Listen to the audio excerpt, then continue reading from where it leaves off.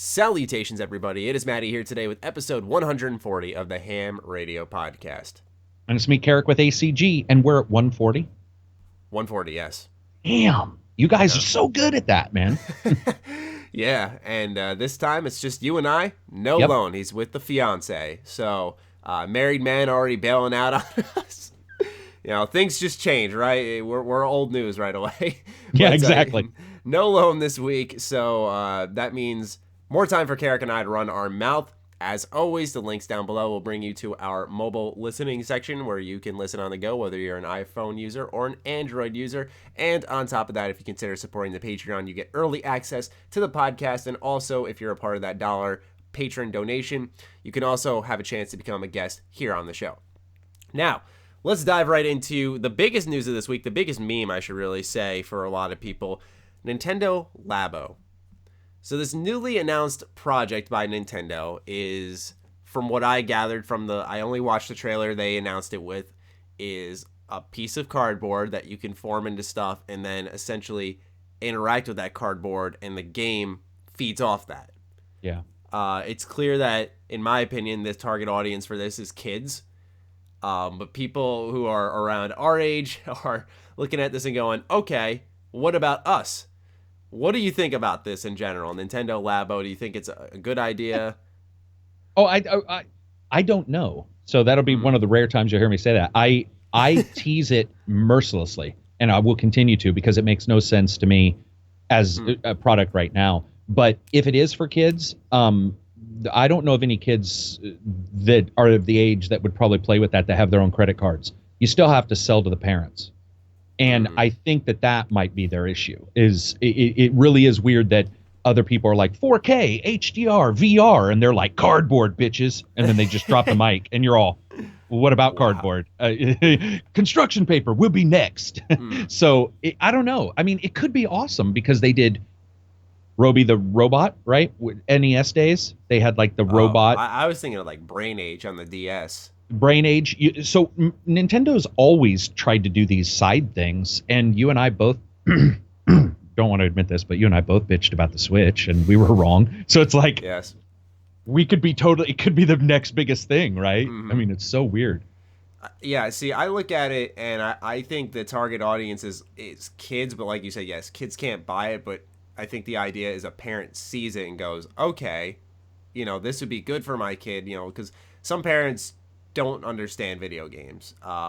It's true. They just think like, oh, it's a violence machine. It doesn't produce good thoughts. It doesn't creatively stimulate the person. When I think it does a lot more than that. But not getting off topic in that department, I think this is something a parent will see and go, okay, so this is something I can see a real benefit that only a game could do. Like the fishing thing. You build the pole, you lodge the switch in there, and then you like reel it in. I think that type of stuff, while it's very tacky, it's very gimmicky, very Nintendo, I think it's cool in a way. I think it's good. I chalk this down as a good thing. It's not for me, although I will admit I want to try it. It's definitely not for me. But I think it's good for kids, you know, of a younger age, because like I just mentioned earlier, like Brain Age, that's something when I got my DS, my parents got me, and at first I was like, what the fuck is this? Like, I'm trying to play a game, man. And I played it, and I was like, this is fun. This is a game, but I'm learning. And, you know, those are the types of games that we don't see often because we get wrapped up in the storytelling, the gameplay, and all that stuff, and we forget games can be educational, too. It is very high-priced for a kid's thing. $70, $90 in the UK, or at least that's what the guys on the podcast were saying, that it's a good premium for just some cardboard. And then if you add on the fact that the real question is what is Nintendo going to spend for the developers? So I don't care if they want to ship me just a piece of cardboard. If they are having developers make fucking Donkey Kong and amazing titles for it, fine. But what I saw was a bunch of mini games. I saw HD Rumble all over again. I saw these things that it's like, look at us, but there wasn't a lot of substance to it. It was a typical Nintendo sort of selling nostalgia. And selling, hey, go play with your kids in this cardboard game. And it's like, I get that, because as a parent, I bet you, like you said, it bridges, you know, it's like, oh, now I sort of understand games, and my kid and I can play. Skylanders tried to do it with toys and did it well for a while. And so, so did Lego. But at the same time, what money are they going to spend? That's the real question. Is a Donkey Kong or a Mario going to be made on it? And if not, is it just going to be fishing mini titles? Okay. Does that make sense? True. Yeah, no, okay, I see what you're saying now. That's definitely a good way to expand it, because it could be used not only as a way to teach, but they could expand on the IPs and keep those Marios, those Donkey Kongs, the titles that we grew up with. Continue talking, I can hear you. Oh, of course. I can keep going on this one. But yeah, I think it's good because it can keep those IPs alive. I think that's what Karak was getting at, ladies and gentlemen, is that, often these IPs that we grew up with can get lost. And while I think we think now, no way Nintendo falls out and we forget about these ones, but crazier things have happened where I think it would be a good way to introduce kids to those types of things, like Mario teaching you, I'll say hypothetically, how to count, because he collects coins or something like that. So you could do something along those lines. Obviously, Nintendo, you can see they're the ones why they make the games, because I don't make games. I don't have a creative idea in mind right off the bat like that. But I think that's what Karak was getting at, where like, what about those IP and actually making it in a game where an adult or a kid could actually get involved. That is what I meant. Just like, like Frogger, Sega, old Sega stuff. Frogger was Atari, but what is it going to be? The mini stuff, like you said, and we don't know, because like you said, you're not a developer, either am I. So it's like we're not 100% sure, but they didn't do a good job of telling me they were sure. And I think that's where my question is like, I'm really tired lately, though, dude. I talked about this a couple times. I'm just a little tired of PR saying, here's something, but it's not fleshed out. It's not. It's just, get excited, please, like Ridge Racer, and that scares me a little bit. I'd like to see a little bit more substance in some of these what do you think is not fleshed out? Are you talking about the idea that there isn't IPs? Okay. Yeah, I would really like to see them. Wouldn't it be nice if maybe they said, here's 10 titles? I mean, because it's a price premium, it's a new thing, and even with the Switch, they sold it. And they had like these. This was a little bit more. It almost felt a little bit more haphazard in how they announced it, I guess, would be the easiest way to say. I guess, yeah, I can see what you mean, because it was less about the games on there, more about the ideas that they had in place for it. So I I didn't think of that. I can see what you mean there. Did you like would you do the fishing one? Like, is that something, or would you? I guess my question for you is, would you play it, or would you just experiment with it? Experiment.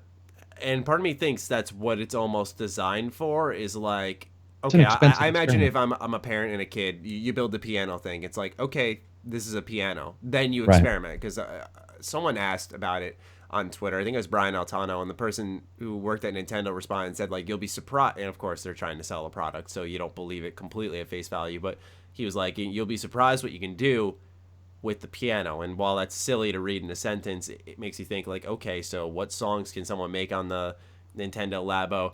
Is this going to be a bridge for a child to play the piano and go, hey, I like music a lot? So that's what I see in it, is the idea. And I think that's what, for what they're targeting, I think that's almost what they needed, was to sell it as an idea to an adult who has a kid, maybe, rather than selling the games, because then that person's already shut off to the games, or they're not really that open to it.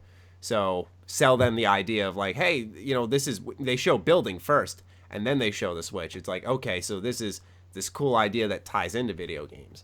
Also, I got to ask you, did you, the interactions I saw, some of them were impossible. What I mean is, some of them, the Switch doesn't have the ability to track what they were showing it tracking. So what I'm a little nervous about too is that what we saw was a little bit higher level than what is possible, if that makes sense, like technologically, with the Switch. They were like selling an idea of like, it's VR. Imagine if you could do this, but you really can't. Right. And right. So I think it's awesome. It's just, I think it could be awesome. It's just right now, the reason why I think so many people are teasing it is because it just seems so. It's like they discovered cardboard and are really excited about it. And you're all, dude, cats knew about cardboard for fucking centuries. So I don't know why you just figured it out. So that's the thing to me, is there was that disconnect there. But I've always found the tie between education and gaming really fascinating and almost exciting, because I've always my friends and I would always joke and say, imagine if you could go to school for 5 minutes. They put a little tube on your head, the info goes in there, and you leave. And right. It's all, and so that was the joke. And when you see stuff like the Assassin's Creed virtual tourism, sure. The Labo, there was one that came out, VR in some way being a tool that, while it's not necessarily gaming only, it's still a little bit of a tie in there. Used to teach people. I always find that really cool. So for me, I like seeing a big company expand upon that, and if anything, put it in the limelight where maybe it performs well for what it's supposed to be targeting, and because of that, we see a little bit more of that. I certainly wouldn't be against that. Also, maybe the reason they're hyped about cardboard is that's a good money saver. That's a good cost cutter. Right. Cardboard's certainly fucking cheap and plentiful, so why not? It was definitely one of those times when how many times has this happened though? I think they're the only company that we have always, whether it's you, me, and Lone, or you and me on Twitter, or any of us, always like laughing about Nintendo. Some of the things that they do, you're just like, what? It's Virtual Boy. Yeah, how do you pitch this idea? Yeah. Imagine the conference, where you're in a conference room and everybody's like, I got an idea, dude. Here's a box. And they're like, yeah, it's a refrigerator box. It's mine. Why'd you steal it from my house? Well, because I have an idea. We'll cut it up. An airplane, put my switch in it, and fucking throw it. And you're like, no, Jesus, that's a $200 system. So, yeah, I mean, and the thing is it could be awesome. It could also, somebody came up with an awesome idea and was telling me, like, could you do something where, like, you built like Mario, let's say, not Mario, I'm sorry, Mario Kart. Could you like build a toy racer and put your Joy-Con in it? And can you do something with your Joy-Con? And can you build tracks by just doing this with your... You and I will probably come up with thousands of ideas they'll never be able to make, but something like that did enter. I was like, okay, see, that would... What gets me scared of that is then we're going to see Labo expansions, like the Mario Kart Labo extension. You build a steering wheel, you put your Joy-Con in there, and it's like, okay, but like that's $10, we'll say. Yeah. And I'd say that's a price I can imagine. So yeah, it's like, that's a great idea, but then you think like, oh boy, that's a lot of money too, and that's how they get the parents who are like, oh, this is at least not too bad for my kid.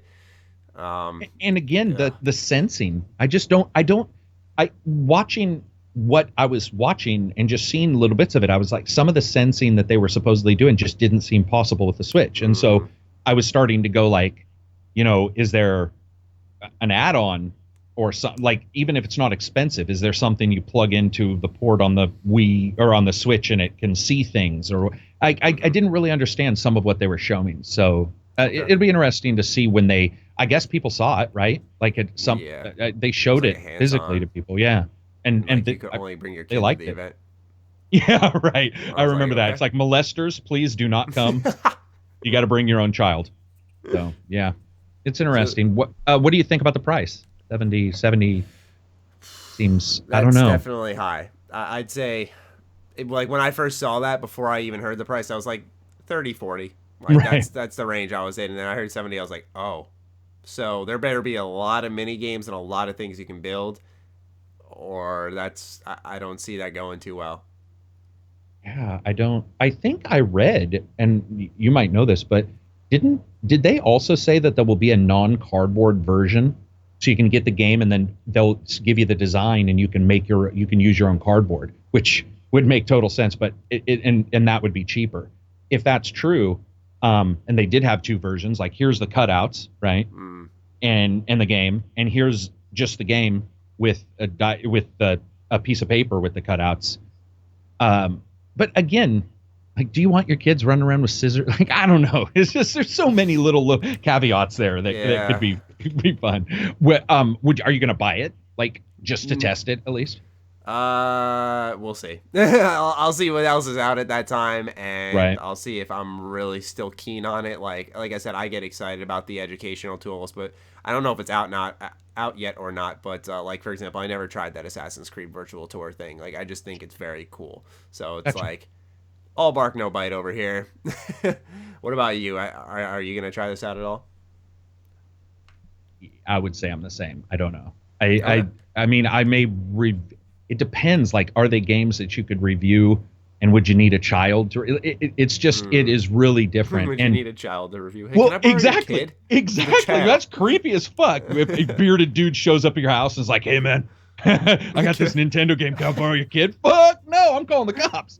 So it's like, yeah, how do you do it? And I'm interested in it, but again, just like what they do, because where you see the education side, and I now see that, because one of the most exciting things for me is, I think it's February 20th when the Origins, or maybe it's tomorrow actually, when the Origins patch gets done with the virtual tour. So I get what you mean by that, but it's just, I need to see more. Like, I need to see something tangible to go, I sort of see where they're going. Because right now I'm a little confused. It's not Lego, right?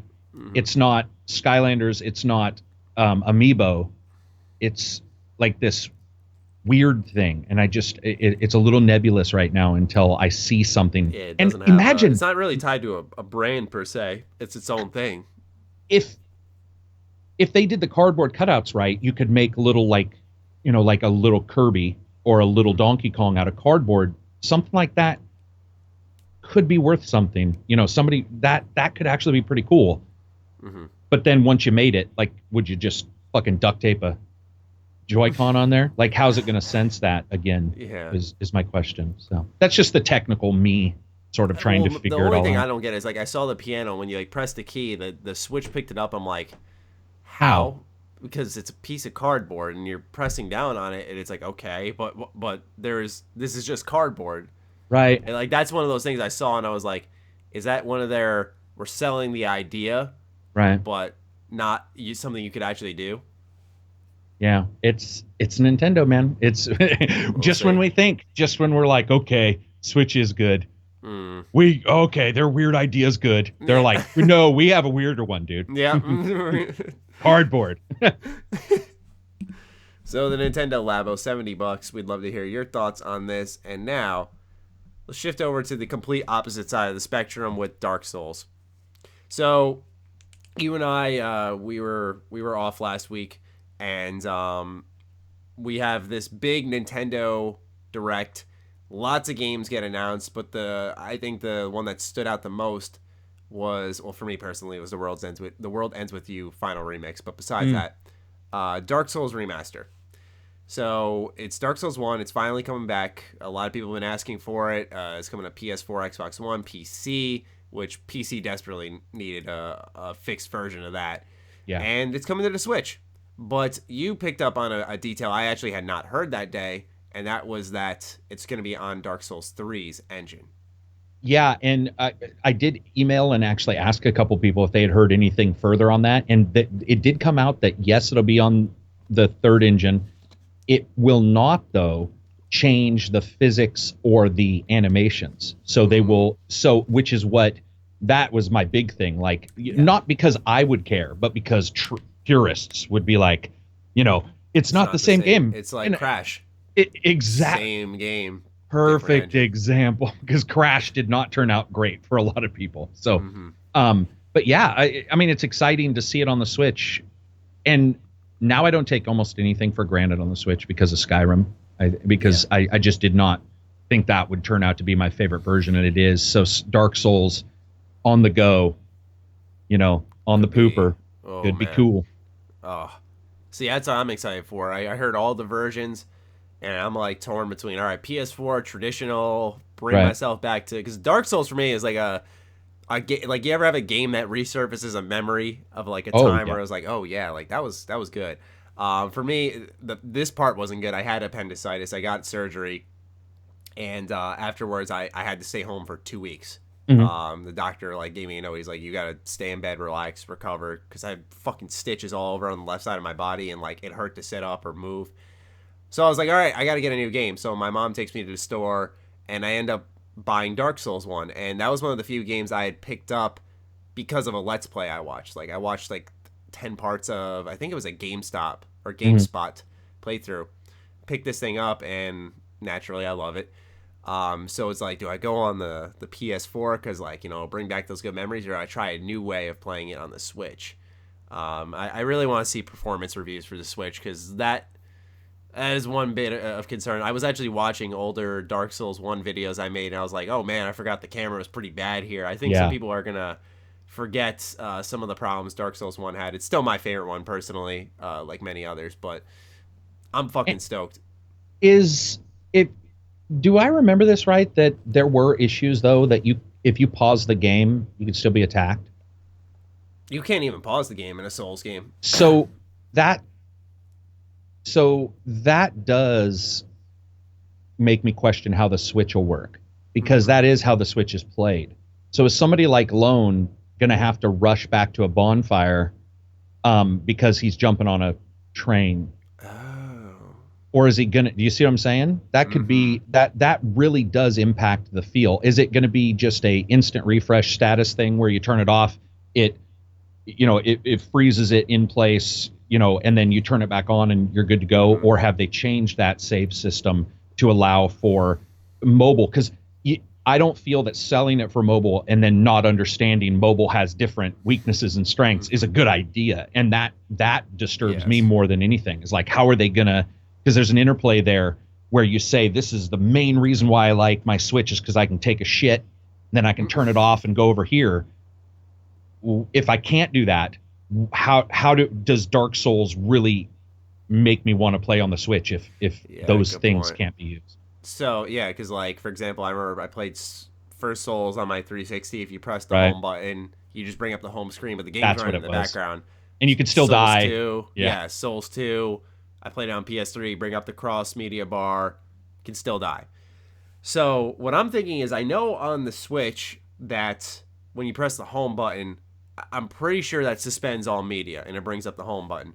But since it's Souls, are they going to work around that and say, like, motherfucker, that game's still running, and that guy who was just running at you, he's still coming, and he probably just hit you twice now. Right. So you're right. That's a very good point, because if you're, like, waiting for your train, you're in a fight, it's not like you can just, like, back up, lock onto the guy, pause your game, get on the train, get your seat situated and everything, sit down, then unpause. It's like, yeah, like, what can you do at that point? Will they allow you to suspend the game and press that home button?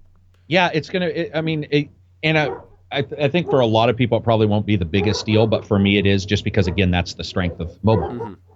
Yeah, well, yeah, because it's that difficulty. If you can pause the game and take that second to think and go, oh, like, I've done this before where, like, you pause mid-boss fight. Like, for me, my mom will call me for help. She's like, I need your help right now. I'm in a boss fight. I'm like, fuck, I don't want to stop it. You pause. You have that in the back of your head, and you think, like, oh, he was just about to do this. What if I did this? It's those extra, like, few seconds, as if you stop time itself. Yeah. And you can work around the enemy. It makes a difference. For me, is that a make or break? Not really. But I've been in that Souls mood for a while now. I've been craving Dark Souls 1. I started up a co-op playthrough with my friend for Bloodborne, because him and I, like, had beat it a bunch of times. We were like, we never played this together. And I never had a chance to play the Old Hunters DLC, so that's going to be a nice, fresh experience. I'm going to get my ass handed to me there. But more importantly, I'm really looking forward to it. I'm glad that new engine change, though, hopefully, from what they're saying, won't provide any issues, because I know, like you said, purists, they know the iframes, they know the animations and stuff, where, the roll in Dark Souls 3, it's a very clean somersault, I noticed, compared to 1's more choppy, just like tuck your shoulder and roll. Right. And of course, weight plays a factor in the game. It's all those little things. So I'm really curious to see how it goes, especially because I was watching gameplay, and it was during the Taurus Demon boss fight. It was actually a video I had posted, and I was looking at, like, the background, some of, like, the rays cutting through the clouds, and I was thinking, like, wow, this is gonna look really good when it comes back again. Like, I think it's gonna wow some people with it being up-resed. Yeah, it also, I think, it'll depend. It'll depend on how it all works too. When it comes to, like, I'm not a big fan of the Switch and how it really reacts to my inputs. I think fast twitch games and the way that right Joy-Con feels bothers me a little bit and stuff. So it's like, that's one thing I'm nervous about too. Is, like, graphically, I think they can probably do it, and the third one's probably more efficient as an engine than the first one. So, that'll probably just make it look all the better. But I'm actually trying to figure out, like, the timing, because I'm just not really sold on the Switch in handheld mode for some games. And I know some people love it. Quick twitch games they're fine with. It just hasn't really sold me. So that's another thing I'm sort of trying to figure out, like, will it feel right? because I want instant or not instant, but you know what I mean. When you're playing Dark Souls, it's like if I fucking do something, I need it to happen. Yeah, absolutely. Exactly when I want. You brought up the Joy-Con. That just popped an issue in my head that is like, okay, let's say you're playing the handheld version. I don't think this would be much of an issue if you have the controller hooked up when I think about it. But let's say you're playing the handheld version, which I think most Switch users is how they pull it out. With that right Joy-Con, actually, it might not be an issue. I was thinking of switching over to the dodge while in handheld, like you're shifting the angle of the screen while you're doing it almost. That might be an issue too. Because like some attacks you can only block, some attacks you need to roll, like towards or away or to the side, and so that might present an issue. What I want to know, holy shit, this just hit me. You remember Blighttown? Yeah, the FPS. How is that motherfucker gonna run on the Switch remastered? Frames per minute. Oh my gosh! Oh no, fuck, man. That might be an issue. It might be, but my assumption is that even though 3 had the swamp area, I don't know if you remember in 3, but I had some FPS issues there too. But I'm assuming it was something to do with like alpha transparencies or various different transparency issues, in Blighttown and the way they used their different lighting. My hope is that they know, like we know that that needs to be fixed because, and that's where the remaster part to me actually matters more than almost anything. Is like, do you shore it up, or I personally believe you should shore it up to the 30 FPS, whatever you want, and then lock it and not have it go below, like in a Blighttown, if you're going to remake it. Mm-hmm. Some people actually are like, well, that's how it came, so I just want better looking graphics, but I still, I've worked around the frame rate stuff. I don't want that stuff switching. I'm like, I don't know what a remaster means to you, but to me, you're going with the third engine. You might as well improve Blighttown because it was like 9. It was low FPS, man. Yeah, because I interviewed this past week the project lead for the Fallout 3 and Fallout 4 mod.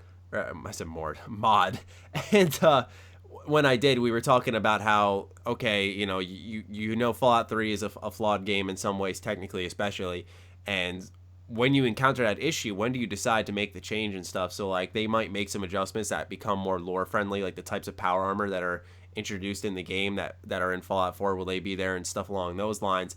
And the same thing happens with Dark Souls. Is like when you're remastering it, when do you make a change that really impacts the game, and will that feel right? It's like this is a change I think anyone would embrace, just like in that mod. I think anyone would embrace a proper lore change that makes sense in the universe.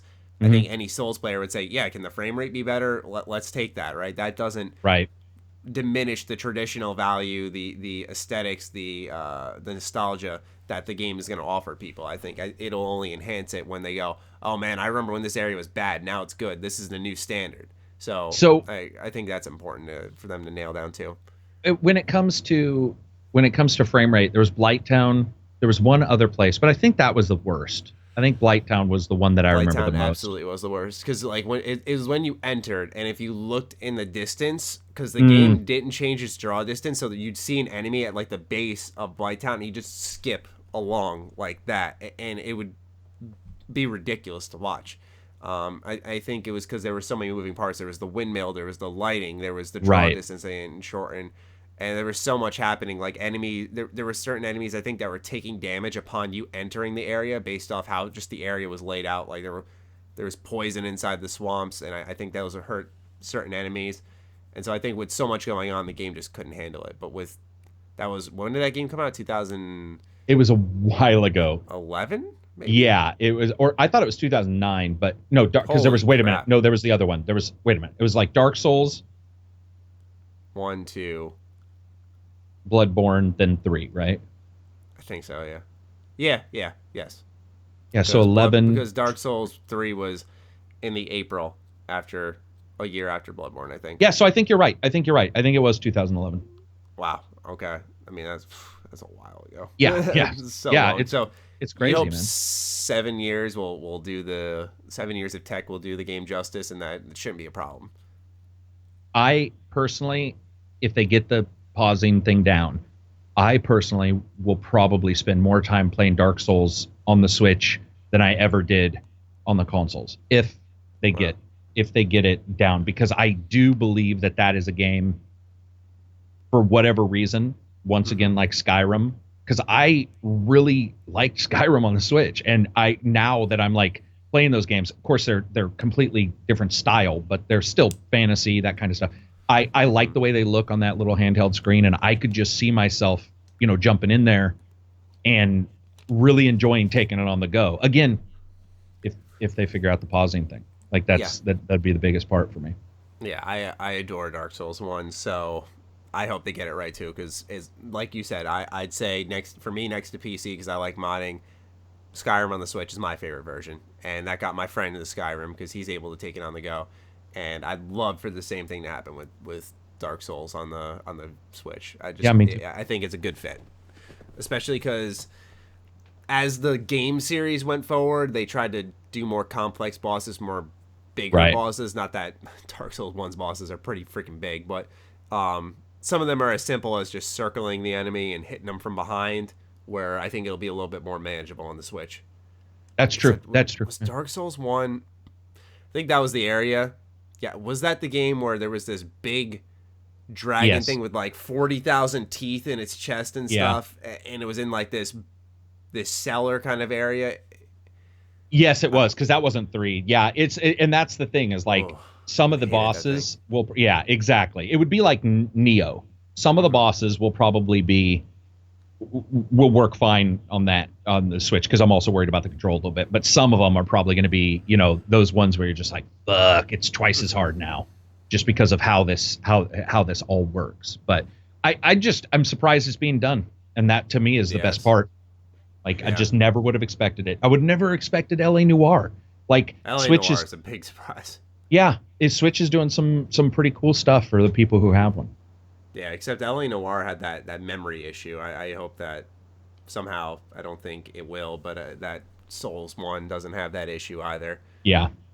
But Nintendo, we should note that they're doing something that we hammered on that they didn't do with the Wii U, and that's that, like, it's coming out the same day as the PS4, as the Xbox One, PC. It's a direct competitor now, because there's a priority getting it there. And so I think we should give kudos to Nintendo personally, because that's something they failed miserably with for a while. Was like for example, Doom coming out on the Switch didn't bother at all. It was so late. There were so many better versions, and that was one of those situations where it was like, Switch, because it was the worst version too. So it was like there was no point in buying it, in my opinion.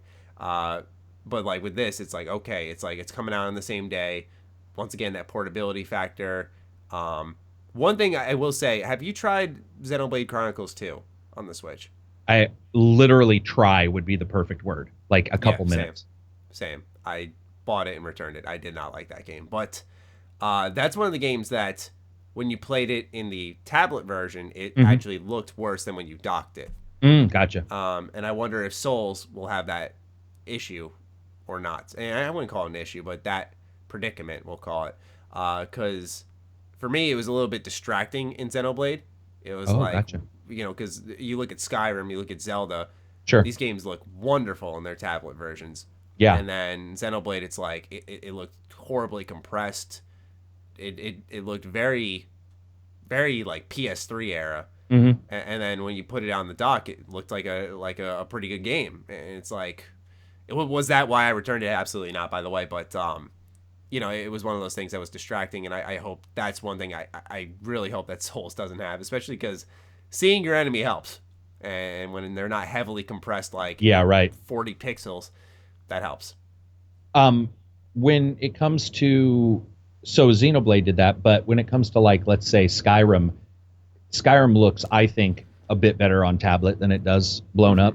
And I have a good TV and some processing I can do, and I still think that tablet version looks best. I really do hope, though, that a lot of the companies moving forward are just really smart in how they use the power, and that we don't get much of a difference anymore. Because it sort of becomes bothersome when we do have to talk about different resolutions and all this kind of stuff. And you're like, really? I mean, seriously, you're plugging it in. You've already said you're not really doing much more. It's like, I almost would rather have them do a little less resolution, or maybe not resolution, but a little less effects, whatever, on the tablet version to make it look really good, get some anti-aliasing in there, and then just say, okay, the docked version is identical, because that's one thing that does bother me. Some games, like you said, depending on which version you play, can look pretty dramatically different. Yeah. And it's like, damn, really? I mean, I get that it's a smaller screen, but there's different effects, or there's a huge dynamic resolution change, and it's like, come on, man. I mean, be a little bit more solid on your tech. I totally agree. Especially the biggest one was Zelda when it first dropped. Like the FPS differences, everything. There was so much difference between the two versions. A lot better now, but after a bunch of patches. Especially because a lot of people said it was for them unplayable in the docked version because it was always dropping frames, and that in the tablet version it was a lot better. Like I said, that problem has mostly been resolved, but we hope that it does even out over time. Yeah. All right, so looking forward to that. I think that's coming out in May. I don't know the time release for that. Okay, so I think it's May, but we will find out one of these days. On to other awesome stuff. The rumor is that Fable 4 is being made by the devs of Forza Horizon. What a odd but yet fitting combination. We know that the Horizon devs can clearly make a good open world game. At least I'd say so, because I have mentioned it time and time again. I don't like racing games, but I love Forza Horizon 3. I love that game. Sweet. It's just superb. And so the idea of them getting their hands on the Fable franchise, that's just music to my ears. Now, what do you think made Microsoft sit down, look at a studio that's known for racing games, and say, we want you to do Fable and continue it at that, not even reboot? To probably keep them happy. I think some of it started with there because they were already talking about they wanted to do 2 games. And I don't know if you remember, but a while ago, Playground was talking about their own RPG. And then all of a sudden it was like, we heard, I think about 2 months ago was the first rumor about the Fable thing, because I think that's when we talked about it. It was a long time ago. And then now we've got more and more people talking about it. I would assume some of it was to make them happy, because Microsoft wants to make sure that the people, they make Forza, let's hope, because I want Forza Horizon 4, but at the same time they allow them to do what they want to do. I would assume what probably happened is Playground probably built an engine test, which is pretty normal. You build some technology tests, you sort of look at what you want to do, and most likely Microsoft saw it and said, you know what, we canceled Fable Legends because it was sort of shit. And instead of Scalebound, which would have been also hilarious if they had moved Scalebound to them, but they were like, hey, it looks a little like Fable. What if you guys took Fable 4? If I was Playground Studios, I would have probably jumped on that myself, because that's a big name. That's a huge name. And to be like, Horizon does really well, and we're now doing Fable 4, that's pretty fucking phenomenal. That would be my guess. I mean, is that what you assume too? Or, I mean, what do you think caused it all?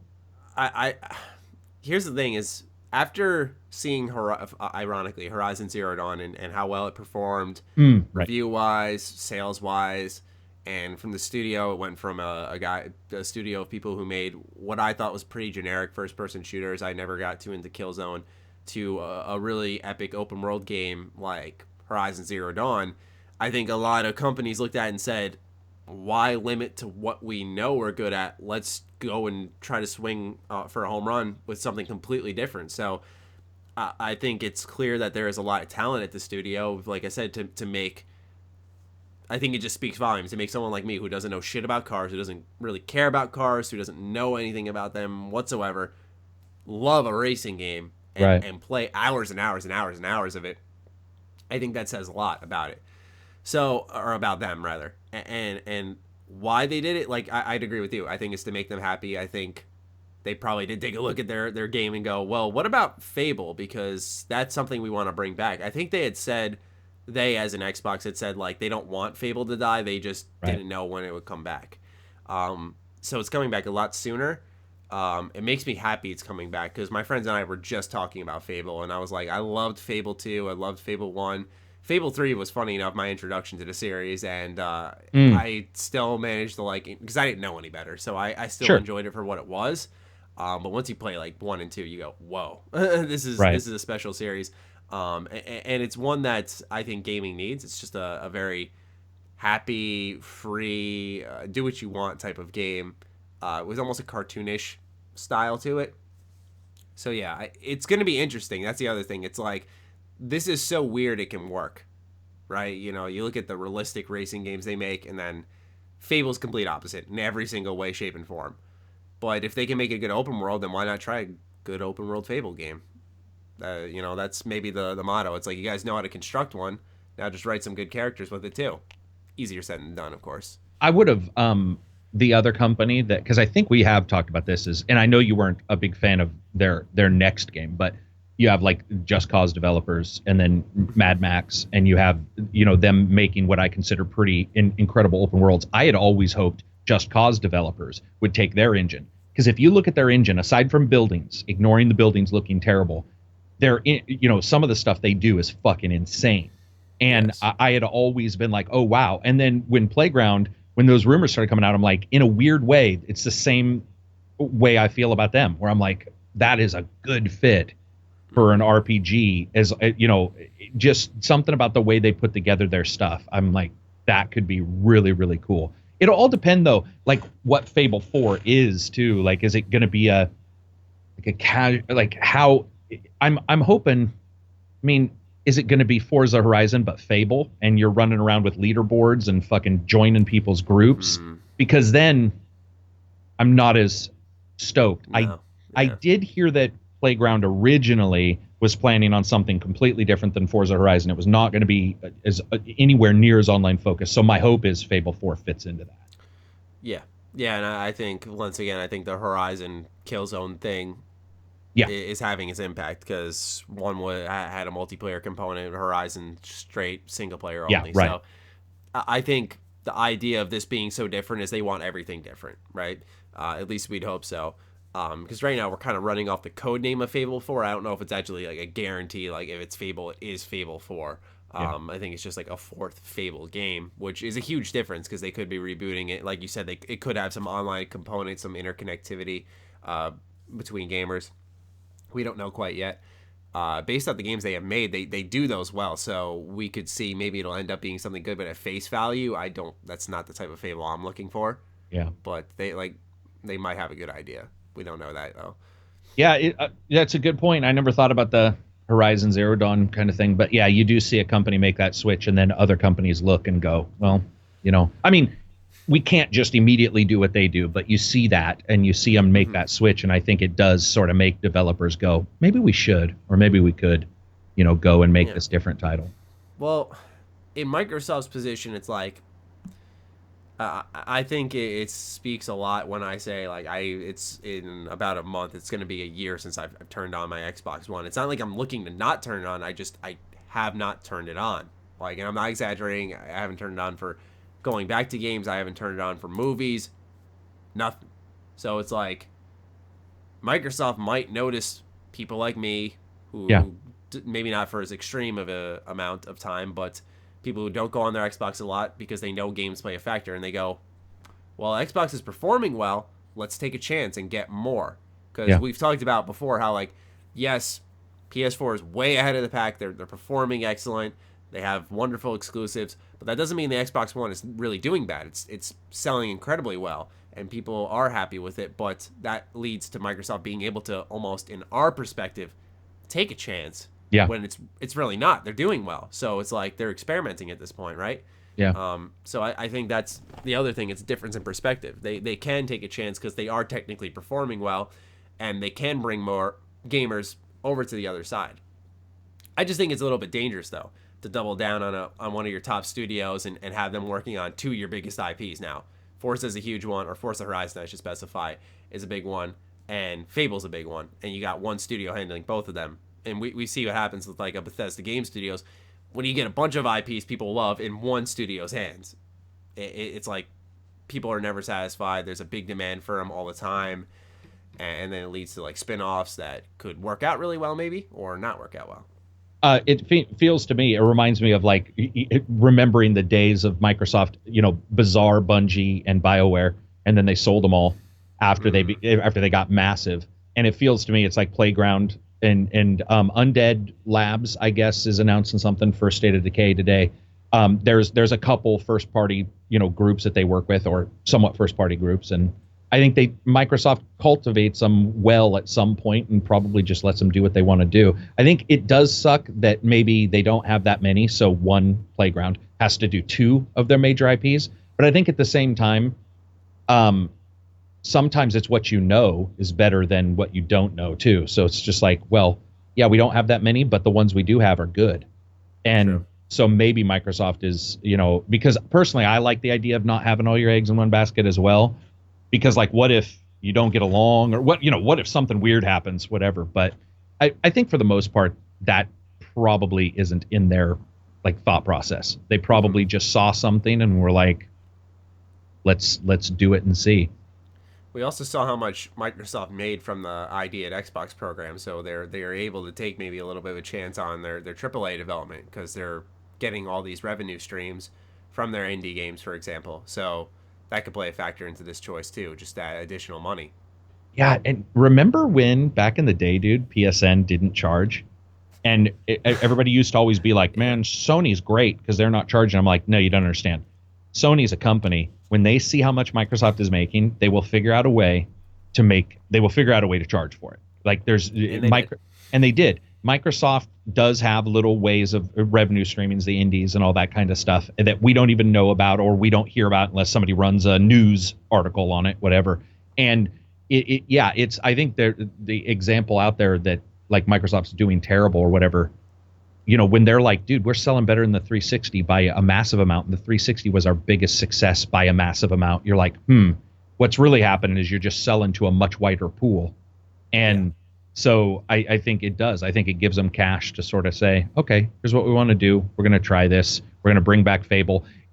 I keep saying this, man. The fact that they're canceling titles means something. It doesn't mean they're running out of money at all. If when you cancel Scalebound or you cancel Legends after being worked on, that actually means something. That means you have the ability to do that and say, we're going to write it off and we're going to move on. Because what Karak is saying, folks, is like, they essentially, and I mean this is a little extreme, but they took hundreds of thousands of dollars, lit a match, and tossed it on the money. Yeah. Granted they had something to show for it, and they were gauging excitement, but they realized it wasn't worth it, and that's pretty much what they did because they could, because they had that money to burn. Yeah. Not that they're doing it carelessly, but they, like you said, they're able to. So it makes a big difference. And it might work the opposite way, where now they're able to say, well, let's experiment. Let's see if this works. Exactly. And I'm hoping it works because I really enjoy Fable, and it's been way too long. Did you get a chance to do Blizzard Mountain, Forza Horizon, the expansion? No. Oh, dude, you got to. It's cheap. You'll be blown away, man. You'll turn on your Xbox finally. Yeah. Oh, dude. I did a walking the walk, which I rarely do on racing games. I think The Crew was the only other one I've done one on, just because it was a disaster at the time. But dude, like the snow and the way holy shit. I mean, it's actually awe-inspiring sometimes to just park your car in this massive blizzard and you're just like, this fucking game looks so sweet. Yeah, it's insane, man. It's insane what they can do. And remember, they were able to do that on the, wasn't super less powerful, but a less powerful Xbox. And now I'm assuming they'll be aiming for the original as well as the X. So it'll be interesting to see if we get like what 4K Fable looks like. Yeah, absolutely. And I think that can lead us into our next topic a lot better, because Phil Spencer had been saying in interviews that there's been increased spending on games. There has been increased hiring. They're hiring, you said, like another kind of head of Xbox because there's been so many projects.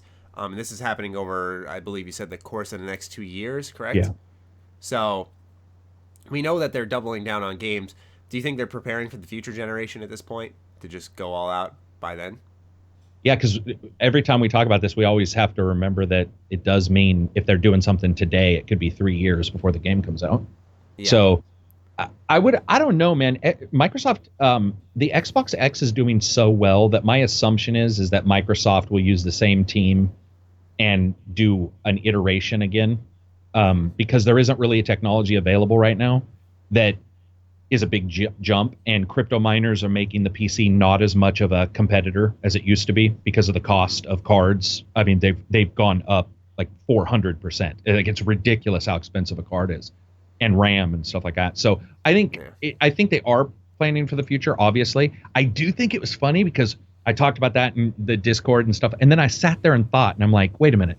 So what Phil said was he was able to walk away from his old job and not replace himself, which means they must not have been doing very much at all, because now he said, oh, I need a replacement for my old job because we're doing stuff. And I'm all, wait, what? You basically just like a big hole in a statement. Yeah, you basically just said that you weren't doing shit. Like, I'm not saying he said that, but it was funny that the logic in when a he way used it's it. implied. Yeah, it's not much was going on. It's the Minecraft guy, though, which surprised me. Like because I think Minecraft is successful because of Minecraft, not because of Microsoft. Like, Apple could have bought it. I could have bought it. And as long as I didn't fuck it up too bad, it's still Minecraft. So it's weird to see that guy in charge. But I would assume they're preparing a little bit for the future, but I would also say that the Horizon, like you said, because Horizon Zero Dawn, I think, and some of the other single player, Neo, some of these games come out, and I think that Microsoft really does want those. And they're like, okay, we can't do a third party. We tried Scalebound, that didn't work. Let's make sure our technology is there. Go with the internals, and it'll be interesting to see what deals they do too. Like, will we see a like an Obsidian style thing where it's like, we want. Okay, I was wondering. Sorry, yeah, where like, because he talks about spending, but what does that mean? Because we would have seen companies be created, and they haven't said anything. So, at some point, you have to create the company, create the game, and the sooner you can start. So it's like, I wonder if we're going to see second party, which is I can't remember. So a third party is when it's completely divorced company. First party, you own it. Second party is where they're a contractor, but they're within some kind of business. I think second party was, or no, I'm thinking AA. I was going to say, I thought Hellblade was second party. No, Hellblade is AA though. You're right. But yeah, it is. So I'm wondering if that's what they're going to do. Like, or are they going to, how are they going to get the games, right? Just got somebody in place. They got the money. But you just said it earlier. 2 of their major IPs are with Playground. Who else do they have? So do you think because they're starting to talk about it now? I mean, I would imagine, why say something now unless you're planning on showing something within the next year? Yeah, I mean, I'll have to look. I don't know if you do it, but sometimes I'll follow, like, I'll find somebody who's good at checking trademarks to see if like a new company has been created for Microsoft that's a development company and stuff. Because that's the only thing that confuses me, is if they are going to show it within a year, who's working on it? Because Undead Labs is doing State of Decay and they have no growth. There's no reports of them like getting 200 extra employees. Yeah. So that's where my question comes in, is like, where are they getting? And then you think like Gears, it's been only. Coalition though, didn't they announce that, Maddie? I thought last week Coalition said they were working on something non-Gears inspired. Oh, really? I am pretty sure Coalition announced last week that there was something coming. That coming. Bums me out. I loved Gears 4. Dude, so did I. Wasn't that good? I really enjoyed the story. I loved the multiplayer. I'm glad they're working on something else. That means they're inspired by it. But shit. I wanted a Gears 5. And I mean, how often do we see companies switch their major IPs to another company and actually goes fucking well too? Yeah. Like, it's like, wow, it's like they've always been working on Gears. So Coalition did great. Coalition did. I mean, I know some people don't like Gears, whatever, but I agree. I think it was awesome. They are doing an original IP for Xbox. So that is another one. Now, that doesn't mean Coalition didn't grow too. Can they handle 2? Because of course, a Gears is going to be, there's a different process, how many people you need to bring in, because you already know the world and stuff like that. So yeah, and I agree, man. Gears 4, I wouldn't say it's as good as 1, but there was a lot of elements in 4 I dug a lot. Yeah. So I completely agree. I see now that we're thinking, we're combining the spending, we're looking at what's happening here. Like, that's another studio that's technically doubling up. So it's like, is this where the increased spending's going? Hey, let's just expand on what we got instead of looking outside, looking for more. Let's take what we have. Let's invest in that. And make tons of new games through there. Because Obsidian is doing their own, right? Obsidian's Yes. theirs is so I'm trying to think of big. You have Ninja Theory. I don't know what they're working on after Hellblade. And they're owned by themselves, right? Mm-hmm. Yes, they are completely independent. They're completely independent. So it's like the real question is, what is Microsoft? If Microsoft is looking for AAA, then it's a completely different. You have to get somebody who's already known, and I don't know of many who are out there that are like that would do like an exclusive for Xbox, even an exclusive for PS4, I guess. Mm-hmm. Yeah, I don't know, man. I'm trying to think. They don't have a Guerrilla. They have. I mean, what's out there? They have 343, but that's obviously Halo 6. Yeah, right. There's no doubt in my mind that's not changing. They are designated as the Halo studio.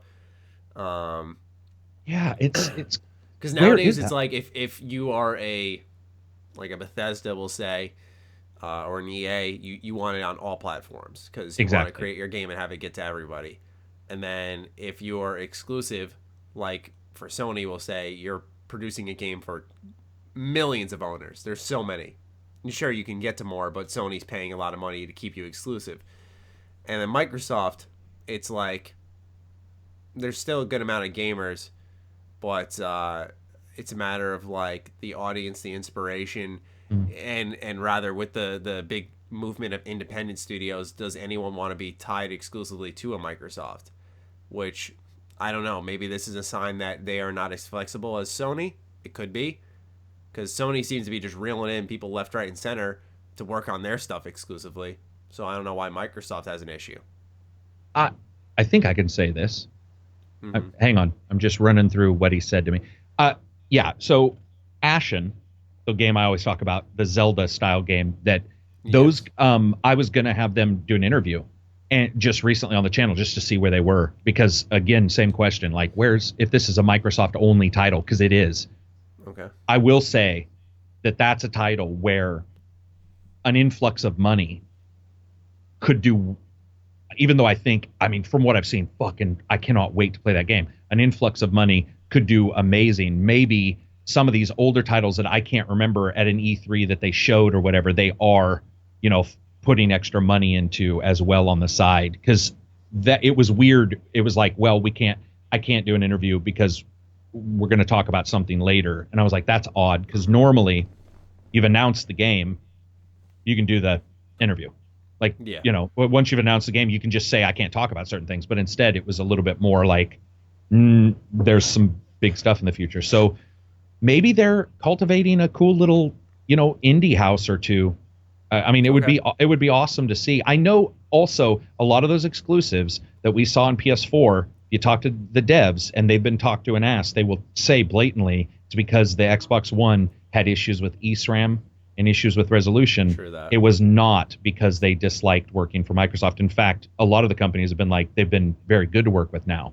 So is that, for example, Neo, I think was a good example. Scalebound, Platinum, they were like, okay, we'll do it. So you got to wonder with the Xbox X, are they just like, okay, great, we'll work with you now. So I don't know. It would be cool for us to sit down and try to find out who hasn't announced something. It's also, you have to wonder that question of like, oh, were they bad to work with, they being Microsoft? Because like, even like Yakuza, I was just playing that the other day and I found out even that was exclusive to PS4. Mm-hmm. It's like, geez, it feels like everything lately I put into that system, it is only for that system. And I think that plays a factor into the consumer's mind where it's like, why would I ever want to go to Xbox? Because, this has everything exclusive, or at least it feels that way. But yeah, because tech played a big factor into Sony. They were in a similar position really with PS3. Yeah. We look at how no one wanted to develop on that cell processor or whatever. And because of that, Sony only could rely on like their handful of in-house studios to make, while they were spectacular games usually, they could only rely on that small amount. And they did even it up at the end. But at that time, Microsoft was churning out great exclusives left, right, and center. So it's just amazing how they've entirely swapped positions, even though both companies are doing well. It's crazy. Yeah. You were talking a little bit about, okay, a little money here could do wonders, and it reminded me of Elix and our conversation about that game and how put some money into that, and it's like, wow, it would have made the biggest difference. So maybe that's where Microsoft's doing their spending too, is like, hey, we'll give you some money, keep it exclusive to us, and the game looks exponentially better. And all of a sudden, Microsoft shows up at E3, and maybe a couple of these titles are indies, but they look a million times better. Like an Ashen looks like a AAA game just because of the money Microsoft lent to them. Not only that, dude, I'm telling you right now, if Elix did have, like, if I was Microsoft, I would talk to Piranha Bytes, because Piranha Bytes is a company that does have some issues with size, some issues with bugs, because I'm telling you right now, there are parts of that I think are better than Fallout. I said parts because I know people are pissed right now. They're commenting. Just some parts. It was janky as fuck.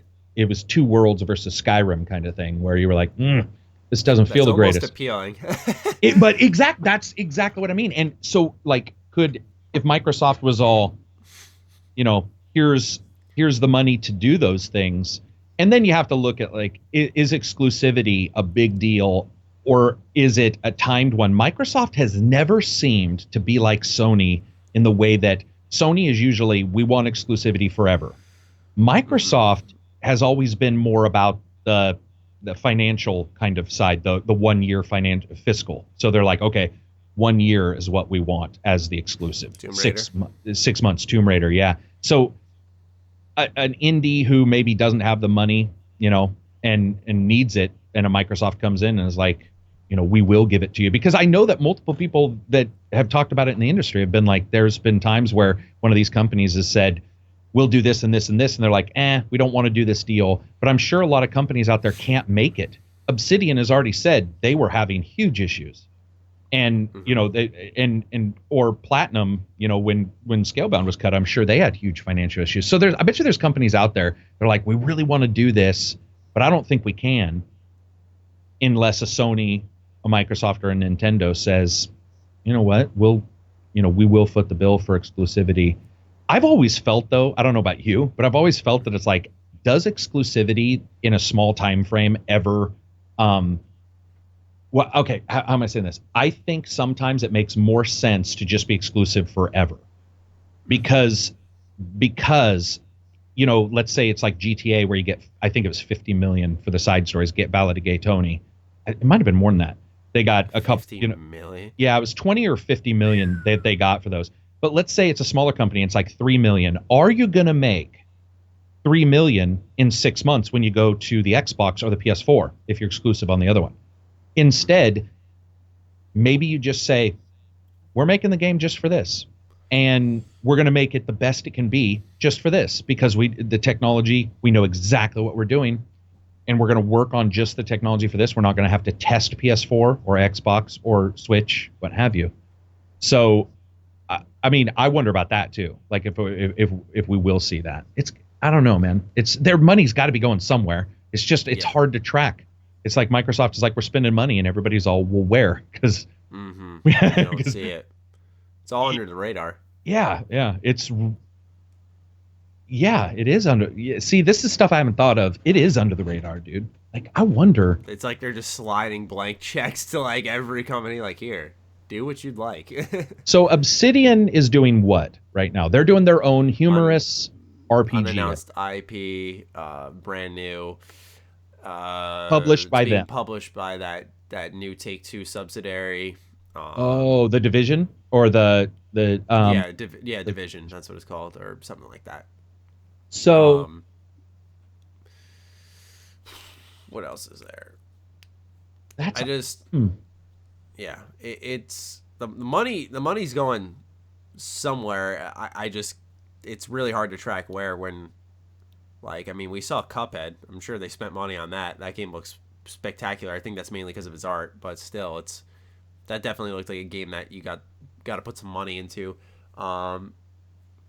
It's just hard to, because what makes me excited is like, okay, The Blind Forest. Ori, there we go. Isn't there an Ori sequel coming out? There is, and people can diss on Microsoft all they want for like not doing indies, but as we've sat here and talked, I'm like, yes, I agree, but there's actually some fucking phenomenal stuff that's come out. Yeah. So continue. Sorry. No, I'm just thinking it gets me excited for like E3, because that's where, or that summer, I should say, because some companies hold back announcements for like those other months, like Gamescom and stuff, where I'm expecting at this point, based off the spending and us not being able to track like where the fuck it's going, and the additional hiring too, like a company move to really staple in like, okay, we are making moves.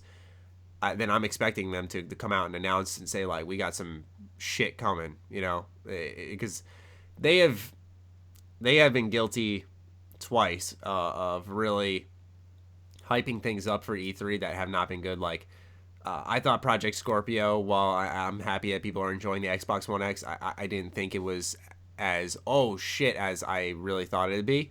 Not because of hype, just it was like, okay, this is another half step, really. It's nothing to me. And granted, I don't own like what's it called, 4K TV or anything, Sure. So maybe that's why, but it wasn't a big wow thing for me. The other thing was like, this is the greatest game lined up in Xbox history. Another ridiculously bold claim that gets you excited, but once you saw the products that popped out, it was like, right. This is really the best in history. I could go back a long while and name a better stretch of Xbox history. Right. So it gets me excited. Hopefully that maybe they'll come through this time. We can't forget, in about a month, I think it is, Sea of Thieves. Or no. Sorry, I think that's a beta.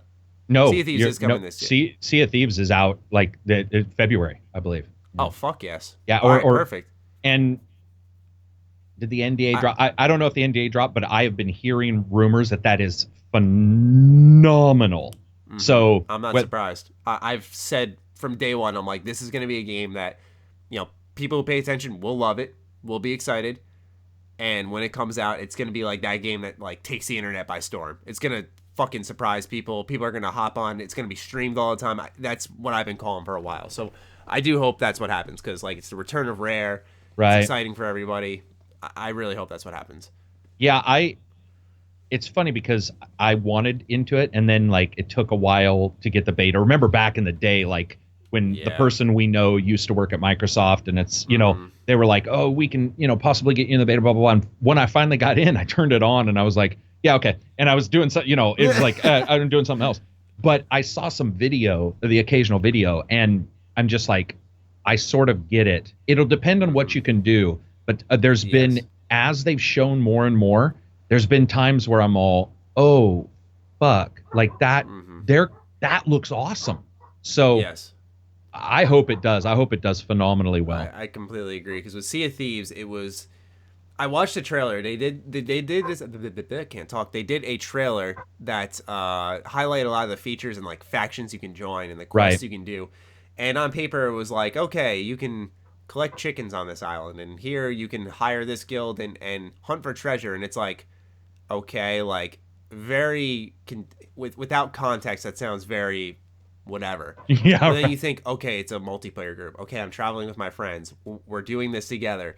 It's a dynamic multiplayer open world. So I could be saying I'm going to go get this treasure, but there'll be another ship waiting there hunting that same treasure, and we're going to fight for it. It's those dynamic moments that's why I say I think it's going to surprise a lot of people, because you're going in expecting like, oh, we're just going to hunt some treasure. We're just going to play together. And it becomes so much more. That's why Yakuza, although a completely different game, really surprised me, because anytime I had a plan, I'm going to go to this store, I'm going to go to this nightclub, I'm going to do this. On my way there, a sub-story happens, I end up doing a million other things, and then I get to my end goal. So that's what I love about that game, and I hope that kind of, I guess, distraction gameplay pops up in Sea of Thieves, because it would fit so well if they just kept hitting you with stuff to do, and the dynamic multiplayer took over. And you okay, so you played which Yakuza? You played Kiwami. So you have actually, and that's it. Mm-hmm. For you. Correct. For Yakuza. Dude, Jesus Christ. Okay, so yeah, man. So are you jumping in, or? Yes. I loved Kiwami. And what's hilarious is people were like, dude, Zero's amazing. I'm like, but and like Kiwami's all right. I'm going, I loved Kiwami. Hold on. Well, that's what I was going to say, is I think people probably are now, the way I reacted, thinking it's the best game ever. I don't, but I know what you like now, and like I can see why you would like, that game in particular. And I can see if those got in somehow to Sea of Thieves, I could see it being interesting. I think for me, though, when I look at that title, I look at a game that, as long as there's enough stuff to do, right, is going to probably impress in the way that unfortunately gamers need right now, which is graphically. And it is a little cartoonish, but I think that when you look at the water and stuff, you're going to see, because it's beyond belief how good it looks. And yes. in their cartoony way, I want to make sure people understand. Just like Viva Pinata looked amazing, but it looked like a rare game. It's art style, yeah. So I just hope, I just don't know all you can do in that game, and I don't feel that that's where Microsoft. That game is probably spent, if that makes sense. Like, the money's probably there. If you add more money, then you add length to the development because you're doing something else. And so it's doing too much. It's like, let's get it out and then expand. Exactly. And maybe that's what we'll find out. Maybe what we're going to find out is that Microsoft has said we're going to, and you said it earlier, so I guess I'm just repeating myself. But if Microsoft is taking chances, my hope is that means if an unfortunate Ubisoft Siege moment happens and Sea of Thieves releases poorly, then Microsoft could say, that's okay. Continue to support that game because we believe it'll be a mini Minecraft, let's say, where we're going to cultivate that. That would be very cool if instead of, because we're looking for IPs and we're looking for developers and it's hard to find some, maybe Microsoft is like, we're going to financially make sure that if you have social issues, social media problems, because of somebody saying something and it doesn't sell well, or you have server issues, network issues, we're going to make sure that financially you're set for a particular period of time, which would be cool because as a developer, that's never fucking what happens. Literally, they know that the day they release, there's a chance they're going to be let go because that's how development works. Like you go down, you shrink, anywhere from 20 to 60%. And so it's like, it would be so great if Microsoft was like, no, you shrink much less and we're going to give you that architecture to sort of make a success if it isn't instantly one, which would be very cool. Yes, absolutely. And that's a fantastic idea. I hope they do that almost. So do I. I hope that's where the money is going because that would be beneficial to all parties. Absolutely. You mentioned Gears real quick. Did you, back a bit ago, did they ever say there was a 5? Like, we think there's a 5. We know there'll be something Gears of War, but Coalition has never said they're doing 5 yet. I don't think they did. I only say 5 just because, and I won't spoil anything, just cliffhanger ending to some extent. Right. Yeah. I mean, it concludes the narrative, but it adds on where it's like, there's going to be a 5th, and it's like, oh, fuck, yes. Yeah, because I was trying to think, no, it's too fast of a turnaround. I was like, is there a company that we're going to be surprised, like you said, E3, where the turnaround is faster than we thought? Because that could be interesting too. Like how fast are some of these games coming out? Because you said Microsoft has sort of touted Recore was another one, but they touted these games that, or things that weren't that great. It would, and early where they're like, yeah, we're going to talk about this. And then it craters. And Phil Spencer himself has said, he's going to stop. Like he's put his foot down and he's like, we're going to talk about things once they're far more gestated than that. Yeah. So E3 would be nice to be just surprised, where it's like, we're doing this and that, and be one of those things where you're just like, wow, I had really no idea. We knew about Cuphead. There was leaks of art. There was leaks of most of this kind of stuff. There was leaks for Ori. So it'd be cool if there was something that was just, surprise. No clue. Yeah, I agree. Or Undead Labs. Hopefully they're giving money because, dude, State of Decay 2. God, I want that game to be good. Do you know when does that one come out? I believe there was a not fake, but a leaked Amazon picture where it's like it goes up for a second and I thought it said June or July. Like, I'd love if it came out in the summer because that's when the first State of Decay came out, was in the summer. That Xbox arcade summer thingy that they did. I'd love if they brought that back with their spending. Yeah, so would I. And that's another thing. Like, we talk about, big games and stuff. Is there something else that they, if they've got this kind of money, a little bit of money goes a long way. Is there something else that they could do on the side? There was the rumor, and this could be some of the spending, that they're overhauling the Avatar system and they're tying it into the gamer score with the Avatar loot crates. So there's a chance that's where some of the money's going. Sadly, I'll say. Yeah. Did you see? Sorry if my computer's a little slow. I just ran into like the world's weirdest internet bug. Did you see anything when it comes to that? Did you read the news? Yes. So I'd actually just made a video on it today. Oh, okay. Didn't see that. So is that to you an indication of them actually? I didn't really read it as anything other than them really redoing the avatars and then maybe adding like not a consumable, but a cosmetic. Or did you read it as a loot microtransaction loot thing? The leak rumor was that they're testing to see if, like, when you play a certain game and you get a certain achievement or you hit a certain gamer score, you get rewarded certain cosmetic items for your avatar, but that when you complete quests, they're called, that you unlock an avatar loot box. And I don't think that's really bad at face value. It's like, okay, you play the game, you get rewarded. My thing was like with any loot crate, it's like, okay, will they be something I can purchase?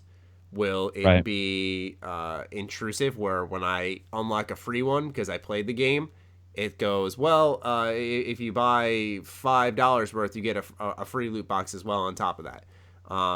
Stuff along those lines that where it's like, okay, at least when there were loot boxes in games, it was avoidable because I just didn't have to turn on that game because I wanted to boycott it. But when it's like in every game, then it gets a little ridiculous. The other thing is those quests. Let's say it is purchasable. Fine, for convenience factor. If those quests are, we'll call them grindy, I guess. Like, you unlock one crate if you play 1,000 hours worth of Xbox video games. Right. It's like, well, fuck. I don't.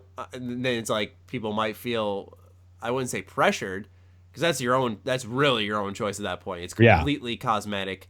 It has no impact on any game. It is literally your avatar. Then what?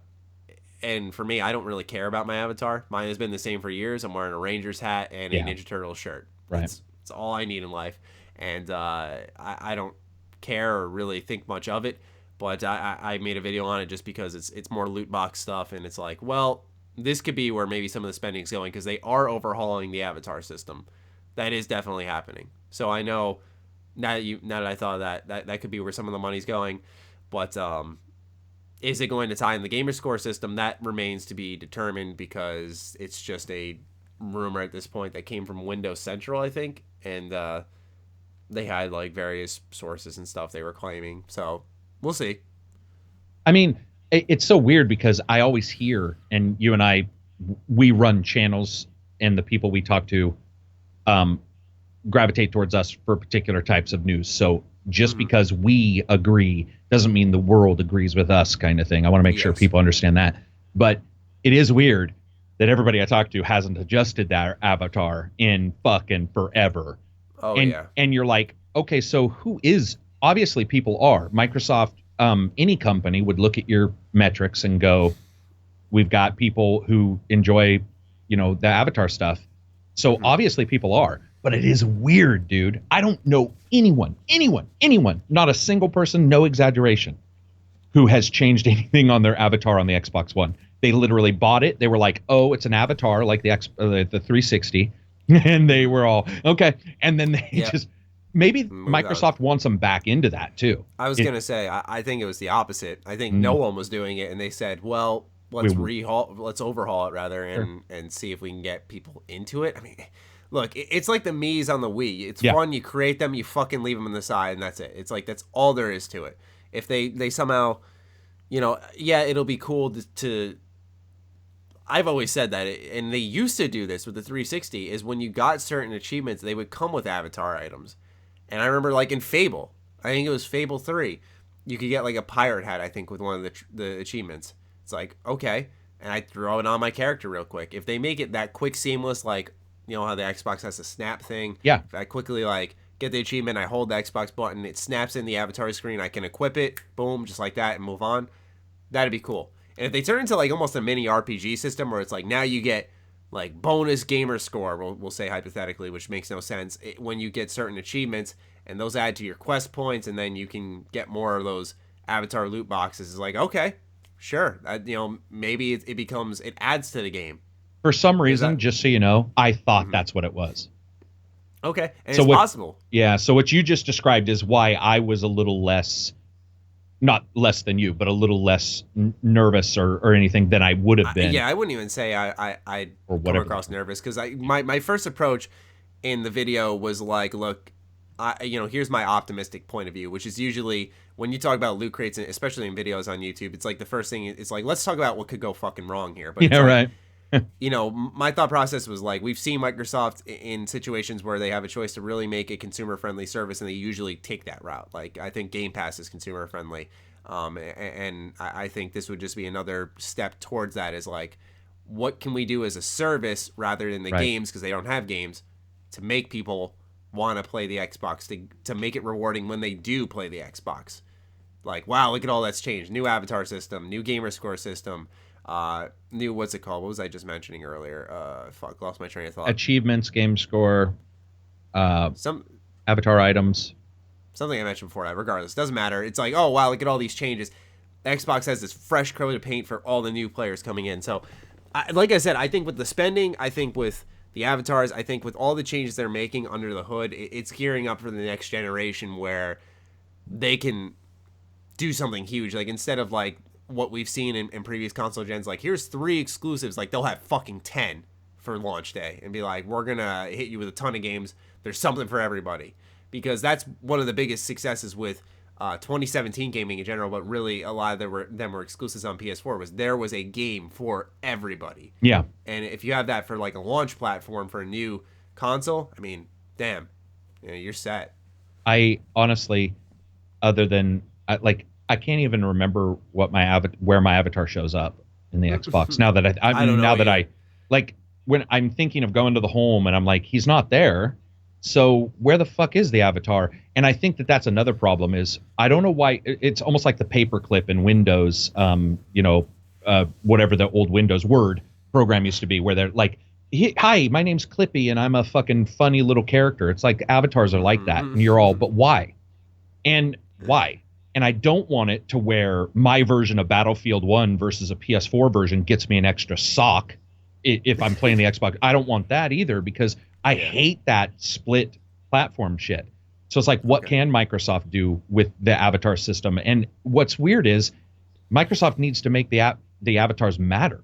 And I don't know if I want them to, because I don't even like either one of the OSs as busy as they are now, let alone if you have a fucking 3D little character running around. Yeah, because I remember in the 360, it used to be like when the dashboard, when you went to the home screen, the avatar, I think he stood on the left side of the screen as you fucking scrolled through like your games, your library and everything, like he'd be on the side. So they might be overhauling the whole home screen thing, so you see him there, and it's a big integral part. Like, what I view this as more than anything is, I guess, them going back to what the avatar system really was.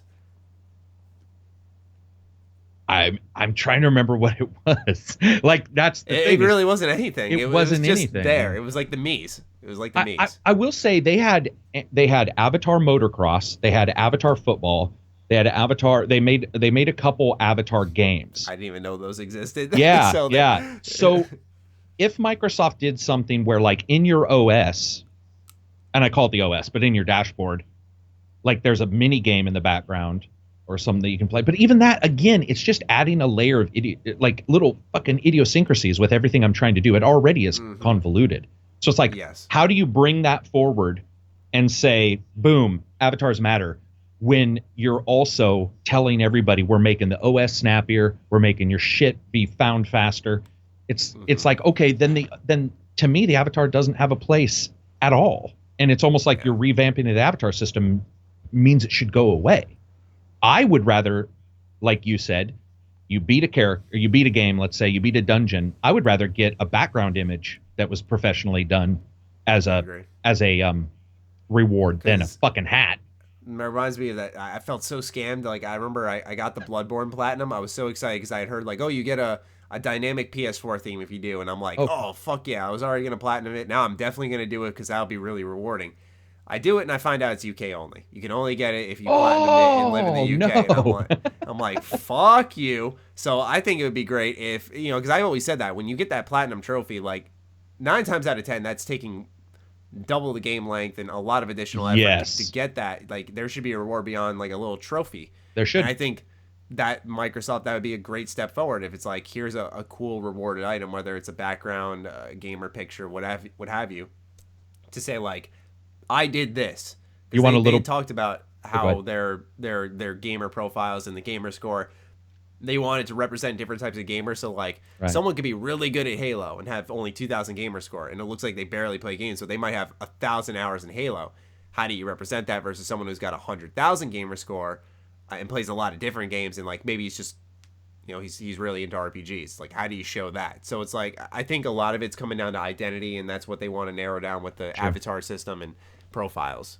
I was just going to say a little bit of trivia, and it's funny because it matches what you sort of said, but the original idea for the avatars was that it would take your gamer score and it would show your avatar battling other avatars. And if you were higher than them, you were like, imagine like the end of the movie 1 with Jet Li or whatever, where you're on a tower, people are trying to come up and you're like knocking them down. And it was just an animation. It was just a representation visually of, where you were score wise versus other people.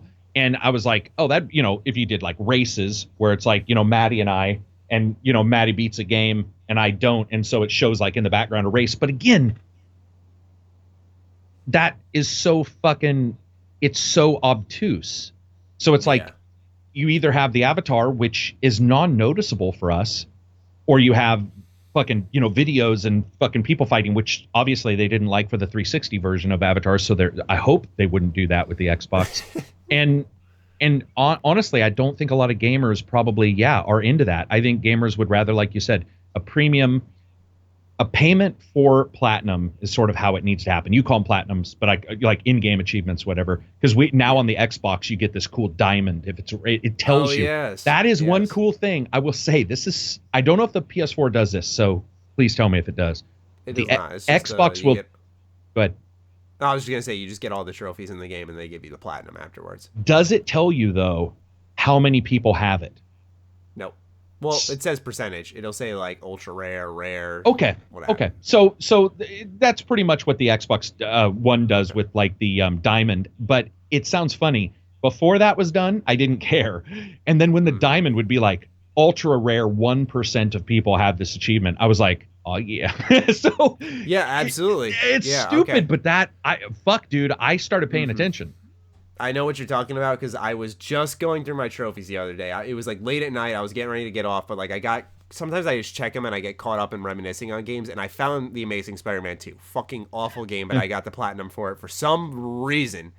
I don't know why. And I look at the percentage and it's 1% of people. And I'm like, I don't know if I should take pride in this or I should be really disappointed I put myself through that. And I'm in the 1%, right? So it's like, that was cool though, because I thought, okay, at least I'm in like a high echelon of player base of a player base, I should say. Yeah, I would like to see. I don't know what the answer is, but I would like to see if Microsoft, Sony, whatever, can build on that, because it did change for me. I mean, I will admit, I've always been anti-gamer score. I've always been anti. I don't think that there's ever been a payoff. And in fact, platinums bother me a lot of times, or end-game achievements bother me, because many times I feel that when you look at the trophies, they're just grindables. And there's really nothing there that makes me go, this is tangibly making this game better. But if Microsoft, which I would love, if Microsoft said, we're also changing our achievements so that they will be achievements. To me, an achievement is not playing a game for 200 hours, because I could just turn it on and let it sit. Yes. And I will probably get that achievement. That's how I got the final trophy for Nier Automata. You had to run around with 9S without his pants on, and so I literally like removed his pants and left my controller for an hour and came back and I had the plat. There you go. So it would be very cool if they continue with that percentage thing, but they were also like, I don't know how you would do it, but where it really matters in the game. And we've seen it burn people, because you look at Destiny, when they cut some content before they had to put it back, you couldn't platinum a game because you couldn't do some of those. So you have to make sure that whatever you do. But I would love it if there was a reason, because when I see that achievement pop, it's fucking congratulate. No lie, I just got one. It said for watching cutscene for stage 1, and I was like, that's not an achievement. That is me breathing. There's nothing about that that's an achievement. So I would love for this doing to be that. Some carefully crafted trophy lists. Like, I thought Persona 5's was pretty good. Like, yes, it gave you your story ones. I think that's a given. But it was also decked out with a lot of, like, you got to really break down the game and figure it out to get all these, like, getting all the social links in one playthrough, playing all the video games in-game, reading all the books, like, that type of stuff. So I like that, too. It's like, you know, you do it. It's like doing the thing, but it's like you have to actually think about it, go for it, and achieve it, right? So I completely agree. There have been games. What's a really easy one? Oh my God, another one, Maddie, that you and I both like. I thought Injustice 2s were okay. There was a couple in Injustice 2 where I did something in a special dimension or whatever, and it was like you faced off against blah blah blah in a special dimension and only did this, and I was like, that's cool. The tear with achievements and trophies, as someone who loves going for them personally, is that you'll have the Injustice ones, which are good, but like very circumstantial, where you can miss them so fucking easily. Right. Or it's like you got one chance in 1,000. Stub your toe on Christmas Eve, and you're all, what the fuck? Exactly. It's like, well, I'm not getting that. It's like, because that's what's demoralizing about certain platinums is you'll go through the list, you're like, I can definitely do this, and you'll see that one. Right. Like Yakuza. It's like, get 100% completion. It's like, what? Like, you have to talk to like 10,000 people. It's like, I'm not fucking doing that. Like, that's awful. But they have that as a trophy. Yeah. It's like, is that an achievement or a grind? And I think that could bring us beautifully into our next and final segment, which is, when does the game become the grind? Or Monster Hunter, the title, the subject. Yeah. I mean, it's like, I love this topic. And that's why I wanted to talk to you about it, because I was trying to figure out, like, for everybody, it's going to be a little different, obviously. But I think with Monster Hunter, and I'm just going to use them as an example, because right now is that people know it's a grind, and yet, right, they're jumping, they want that, and they're jumping in.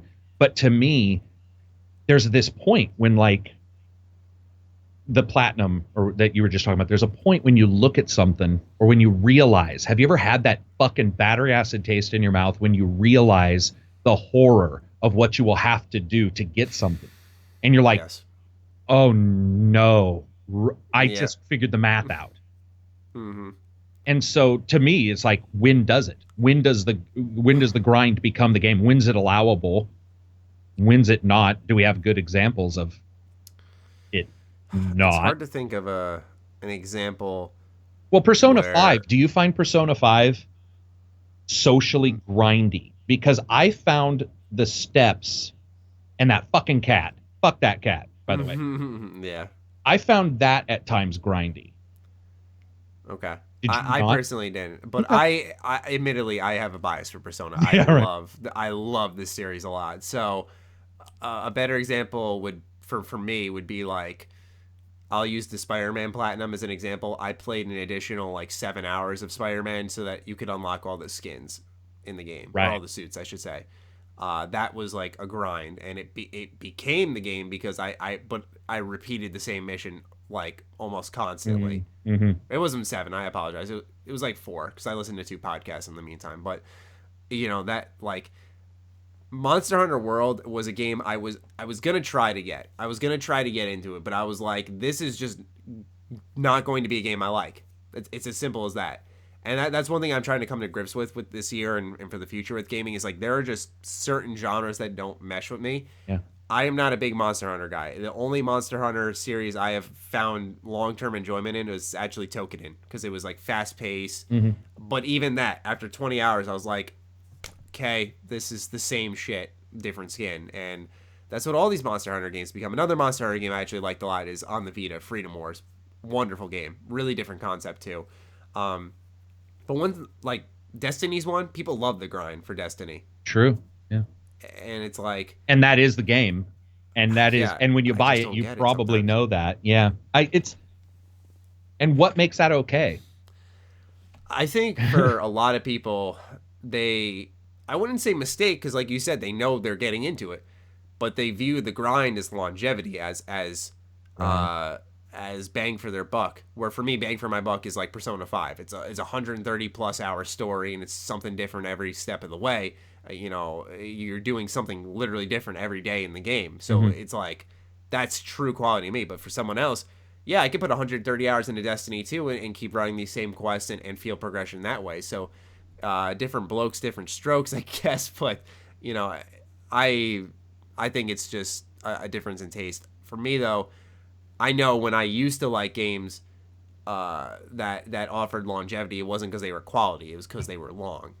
So right.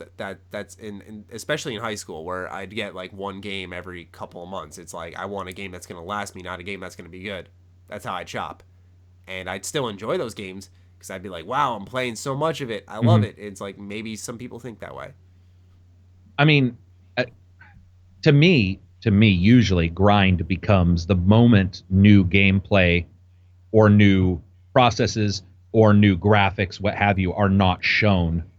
And you're repeating, like, to me, and it doesn't mean the game originally isn't worth your $60, because it can be easily. It can be like $10 or 10 hours of amazing, and then another 40 hours of grind if you want it to be. So it doesn't make it not worth the money. But it's weird to me, because we get these times where everybody's, like, oh, this game's grindy, this game isn't, but this game's grindy, but I'm okay with it. And I swear to God, 80% of it is the one thing that people don't want to mention and they don't want to admit, because if they do, it's going to put them in a group that's going to make them uncomfortable. And that's the fact that it has to do with loot and that consistent new color, new name, Borderlands. I know you guys like Borderlands. I wasn't as big of a fan of it, but the constant loot, explosion, guns, and you're comparing two fucking numbers, and it's like fire 45. Fire 47. This is awesome. It's interesting, because I almost think it's a brain thing. I love Borderlands, but I'll admit, I started up a Borderlands 2 playthrough recently to kind of refresh myself, and I actually had not finished it. It's like, will I like Borderlands 3 as much? Because maybe I don't. There comes a point, like in PUBG, I put 40 hours into it, and I don't think it's that spectacular where I want to keep playing it anymore, because it's like the same thing over and over. So I think it's a thing with the brain where it's like, do you just want to keep indulging in that same thing over and over? For me, I want to experience new things. I want to try new things, or spread the wealth. Like, I could keep playing Persona over and over, because like I said, every day from beginning to end of that game is something different. And there's holidays, there's celebrations. And I apologize to the folks listening, that I keep going back to Persona. I just think that's a good example of a game that dramatically changes despite you playing so much of it. That's a good example. So I think it makes a big difference. But with like a Monster Hunter game, it's like, I know I'm hunting a monster. I know that's the concept of the title. It's in the name. It's just like, I almost hope for something more that'll drag me along. Like, that's when a good narrative helps. It's like, okay, we have these gameplay mechanics, and they will not expand beyond this, but at least there's a good story here that's tugging you along. Because like, that's kind of what happened with Yakuza Kiwami. It's like, after you get used to the rush system and the I think it's Rush, Brawler, Beast, and Dragon, of course you can level those up and get new moves, and that was exciting in its own right. But for the most part, what was pulling me along were those sub stories, side activities, and main story. There was more outside the gameplay, but where the gameplay was very arcadey, button mashy in concept. That's why a Warriors game, like a Dynasty Warriors, Samurai Warriors, my limit is not even I send a mental limit. I always see it. It's like 30 hours and I'm done. It's like you can only beat them up for so long until there's nothing pulling you along. Right. So same thing with Persona. It doesn't. There are things that change through the social links, but for the most part, still that same turn-taking combat. What keeps me going in that grind, we'll say, out after 30 hours, hypothetically, and it's like, well, there's a really good story in there, and wait, there's the free time where I'm not in combat. It's those changes. And so I think it's the types of games you play. I think it's a brain thing, more than anything, though. I apologize for rambling. No, that explains it. It probably is for a lot of people. It's just, it's always so, and I can feel it at times depending on the game. Hellgate London, a game that didn't do well at all, but it had some really good ideas. I liked its weapon system. and it did the same thing Borderlands does, which is like fire 47, 49, and you get excited about a number that's 2 more than the number prior, and it's got a shiny coat of paint, like it's spackled blue instead of green, and you're like, yes, it's a totally different weapon. So it's just odd to me because we get those arguments and you get polarized people, and they're fucking like, grind every second has to be new, and then you'll be like, okay, so what are you doing this weekend? They're like, playing Monster Hunter. You'll be all, wait, what? You just fucking, of all the games, like you would think you would have an issue with. But I'm always interested in like trying to identify what's too much for somebody, because too much for me is, like I said, when there's not new, I need new, and text can do it, like a Persona, it's like a new little bit of story or a new little bit of vocals. But I also, for some reason, am very geography based. So like in a Skyrim, if I go between, what's that first fucking town? I keep calling it River.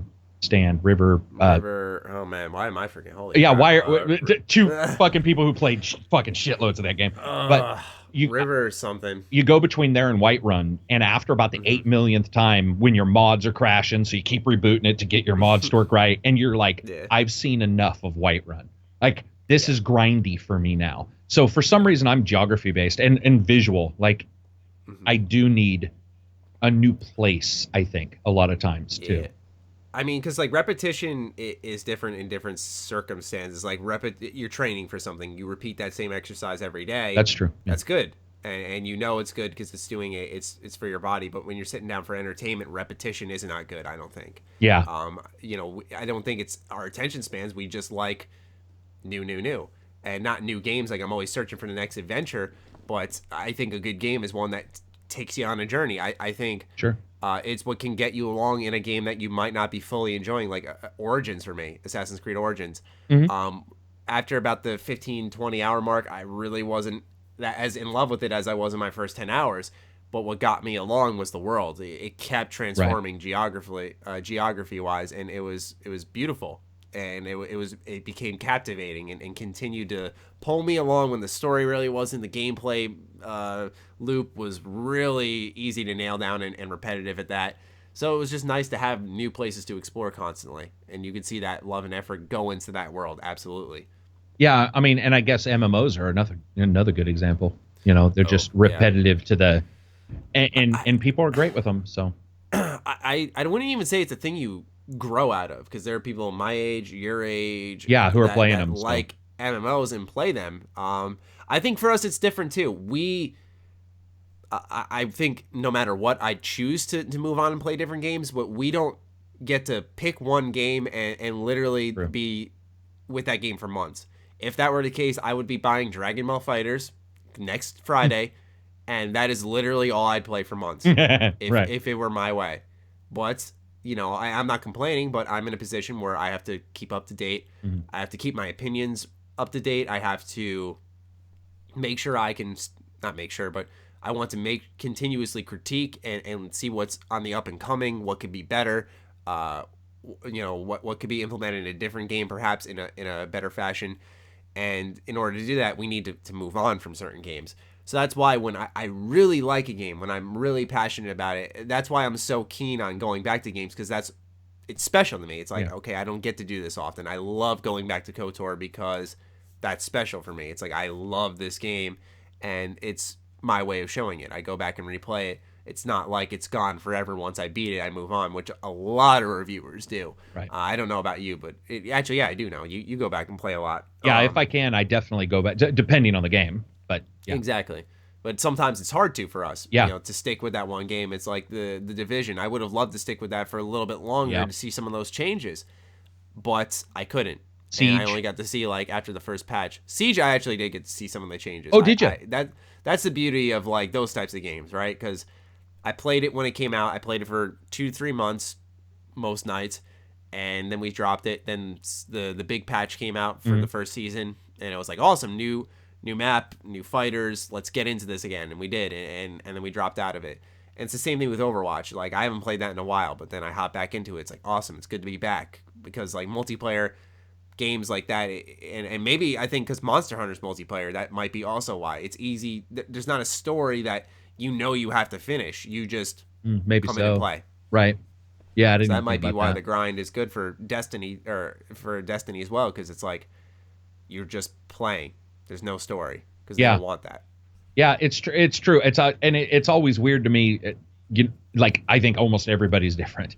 Like when you ask them and you start breaking it down, it's like everybody will have vastly different like complaints or things that they like about it. But it's just so weird to me because, like I said, I will see people that if they told me there was a game they liked, I would pretty much be able to guess a game they didn't like because of the things that they liked. And this has happened a lot with Monster Hunter in particular, where it's been the opposite, where I'll be all, well, then you won't like Monster Hunter. They're like, oh, it's one of my favorite series. I'll be like, you just said exactly, because there's certain games that just gateway. Like my friend, guy who just refuses to like anime mainly because of the stigma, I'd say. And I'm like, you should try Ruby. I'm like, try Ruby. It is, I know for those listening out there, it's more of a Western anime, or at least that was the goal of it. But I think it's spectacular. I especially because of like how it originated in the story of its development. It's really inspiring. But I still think it's a really good show with good characters. And I tell my friend, I'm like, hey man, like bite-sized episode, 15 minutes, you can catch up real fast. And he's just like, all right, I'll try it. Caught up to where I was in like 2.5 days. And I was watching it for weeks. Like, you just sometimes don't know. Like everyone just has a different gateway into things. They have different tastes, different preferences. Some people like the grind, some people don't. Some people like change, some people don't. Some people like certain anime, some people don't. But it's just different people, I guess, and different preferences. Yeah, it's going to be very interesting to see the reviews. Yes, I'm very curious. It's going to be polarized. That's the other thing. That same person who did not like anime and is not is now into love with Ruby. Out of all the games he is going to buy on the 26th, he's decided on Monster Hunter, and he has never played a Monster Hunter style game. Like he did not want to play Tokenin with my friend and I. He did not want to play God Eater, which is another like Monster Hunter series. Freedom Wars, never. So it's like he's just like, yeah, I'm really curious about Monster Hunter Worlds. I really want to try it out. It's like, okay, like I hope you like it then. Maybe he'll get into it because he always wants to play PUBG and he likes that constant like, let's just go back, and keep playing. So it could be right up his alley. I just have a feeling it won't be, but we'll see. Yeah, I don't know, man. I completely do too. I told my friend, I was like, I'm surprised he wants to get it. I hope he likes it, but I warned him too. I said, as your friend, I'm gonna say, good chance you don't like this here. He's like, no, I'm curious about it. I really want to try it. It's like, okay, you're $60, not mine. Yeah, and God willing, he fucking turns that thing on, and he's like, I love it. I mean, I'm playing it right now, and it's like I'm cultivating ideas. I've only played like 2 hours right now, and I'm sort of like, Are you playing the beta or the no? Full game? I got the full game, and and so I'm like, the thing that, and that's sort of why I brought it up. The thing that's so interesting to me is just that, and maybe it's more of a a social thing, that because me, that is what always interests me. But it's like, I want to line people up and go, why is this one okay if this one isn't? Like, and when anytime I mention it, some people will be like, I fucking hate this game and I like this game, and I've always been interested in why many times there isn't logic to it. There isn't, like you realize, oh, okay, there's really no logic in what this person's saying. That's okay, because I'm sure I have the same issues, and I just know that the reviews, dude, I know you're gonna have people. I mean, it's going to be the typical death threat. Oh, fuck. There's going to be, you know that a big company is going to say it's this, and fucking people are just going to explode, and they won't understand what the other person's saying. And we get it about once a month in the fall seasons, but it's rare in January or February where I think we get a game that's going to be this polarized, where people are like, for sure, or not at all. But I could be wrong. It's just all the... Yeah, I mean, for people's sake, because I know it's a long-staying series, they hopefully, because what's going to happen is that always the big sites, one of them always puts a person new to the series to review a long-standing franchise that has an identity and people know what they're going to get. Yeah.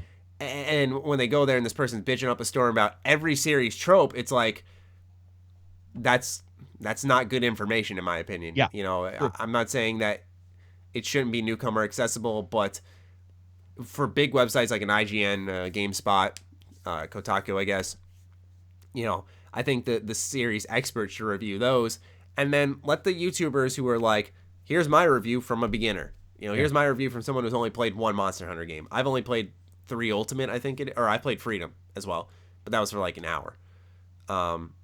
You know, so it's just labeling information too. Yeah, I think that's important.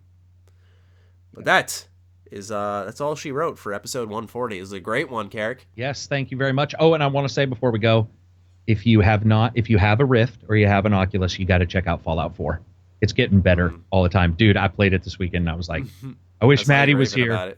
Oh, dude, it's like I honestly wish you were here, because I think you would legitimately, now that I got it up and running, the way I want, I just think you would be like, I get it now. Yeah. It's not like HDR, I think, where I could show you that and you might be like, it does look better, or 4K, where you're like, with Fallout 4 in particular, Fallout 3 would be the same, those big worlds.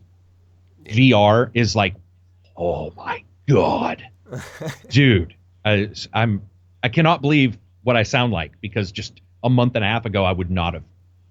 Yeah, no, absolutely. A month and a half ago, we were like, it's looking all right. And it's pretty, like, motion sickness. And we were talking all bad about VR. So it's good to hear. It's really good to hear. Yeah, it's definitely cool. And the hashtag for this week shall be, it's got to be something about cardboard. Follow the trends. Cardboard. Oh, let's see. Cardboard grind. No, that's cardboard. That's tacky. Cardboard heroes. Cardboard grind. What'd you say? Cardboard grind. I say cardboard grind, but I was like, that's kind of tacky. Because somebody will always get pissed. They'll be like, "You're teasing them so much." Like, yes, it's funny. Fuck. It's out of love. It's it's all love. That should be your hashtag. It's all love, because we actually have dissed on a couple things here. Yeah, that's actually a good idea. It's all love. It's all love. Yeah. If you got to this point in the podcast, hit us with the hashtag It's All Love. And the handles are at Jeremy Penter and at G27Status. Feel free to tag him along so he feels included. And we will catch you guys in next week's episode. Peace out.